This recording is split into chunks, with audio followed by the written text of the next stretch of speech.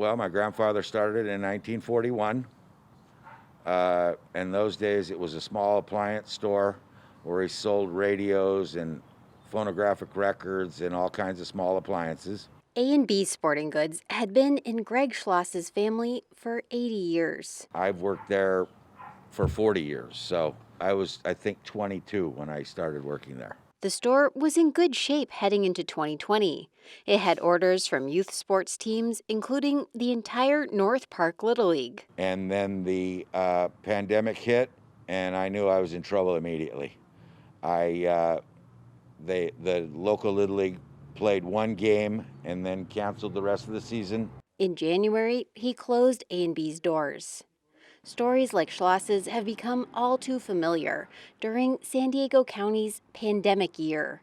Thousands have closed for good, while countless others are barely holding on as they ride a roller coaster of openings and closings.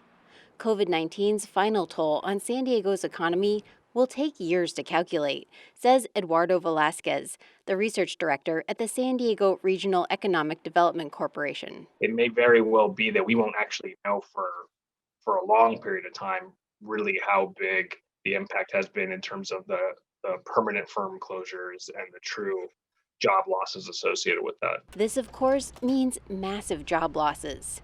Since February 2020, 580 businesses have notified the San Diego Workforce Partnership of layoffs or furloughs, accounting for 90,000 employees. In a typical year, the partnership receives 100 to 150 such notices.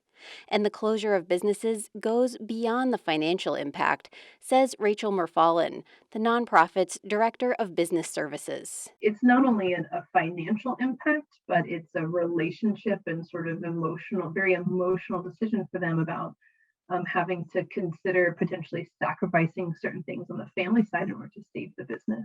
That's true of VERONICA DENSEY, who owns the massage business NOLA San Diego in the East Village. I'm a disabled veteran, right? So I was using my disability to try to pad, just so that I wasn't like $20,000 in back rent, And MARIBEL ESTRADA, who owns El Toro Grill Taqueria in City Heights.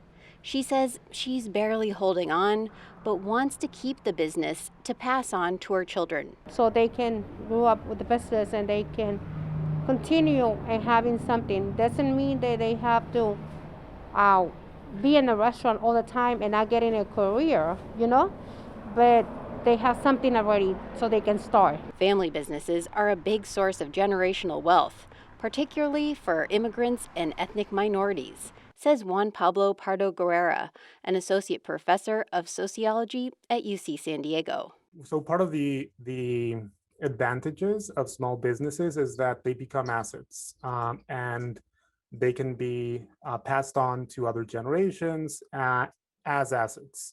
This is not the same as with employment. You can't sort of leave your job to your kids. And like with so many of the ills brought by the pandemic, businesses owned by people of color have suffered disproportionately. A nationwide study found that since the onset of the pandemic, Black and Latino business ownership dropped by 41% and 32% respectively. Meanwhile, white business ownership dropped by 17%. Another picture of my father and my grandpa. For Schloss, the owner of AB Sporting Goods, it's too late. His store in North Park now sits vacant, and he's left wondering what to do next. I feel like I'm floating around in a boat to a certain extent. It is hard because I'm a routine-oriented person. I went to the store every day at 7:30 in the morning for 40 years. So that's a difficult routine to stop all of a sudden. Claire Trageser, KPBS News.